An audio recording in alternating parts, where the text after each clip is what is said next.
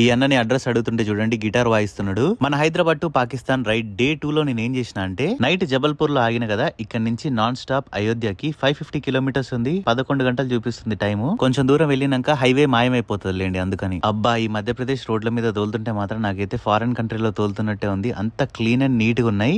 Except ఇగోండి ఇట్లాంటి places వచ్చినప్పుడు తప్ప. ఇక్కడ కన్స్ట్రక్షన్ జరుగుతుంది కాబట్టి మొత్తం డొక్కు రోడ్ వచ్చింది. కానీ బ్రేక్ఫాస్ట్ చేద్దామని చెప్పేసి ఆగిన. ఇక్కడ ఈ వాచ్మెన్ అంకుల్ నన్ను వింత వింత క్వశ్చన్లు అడుగుతున్నారు. లోపలికి వెళ్ళేసి మంచి ఆలు పరాటా అయితే తినేసి వచ్చిన. చూడడానికి ఇది పిజ్జా లాగా ఉంది కానీ పిజ్జా కాదు, టెన్షన్ పడకండి, ఇది ఆలు పరాటానే. కెమెరాకి వెళ్ళి చూసి నవ్వమన్నా అన్న ₹1,00,000 నవ్విండు. నా బండి కుడితిది అయినట్టే తాగుతుంది పెట్రోల్. ఇక్కడ ఈ పెద్ద మనిషి చూడండి ఎండకి ముడ్డి గాలద్దని బండి మీద దుప్పటేసుకుని వచ్చిండు. ఇక్కడితో హైవే ఎండ్ అయిపోయింది ఎందుకంటే ప్రయాగ్రాజ్ వచ్చేసింది. ముందలేదో ర్యాలీ జరుగుతుంది, చెమటలతో నేతే తడిసిపోయినా. అందుకనే ఆగి ఒక కొబ్బరి బొండం తాగిన. ఒకటి కొంటే 2 ఫ్రీ అని చెప్పేసిండు. వెంటనే తాగేసిన. తాగిన తర్వాత ఏప్రిల్ ఫూల్ అన్నాడు. 3టికి బిల్ కట్టాల్సి వచ్చింది. నేను ఎయిర్ బిఎన్బి లో ఒక రూమ్ బుక్ చేసుకున్నా. ఇక్కడ ఒక అన్నని పిలిచి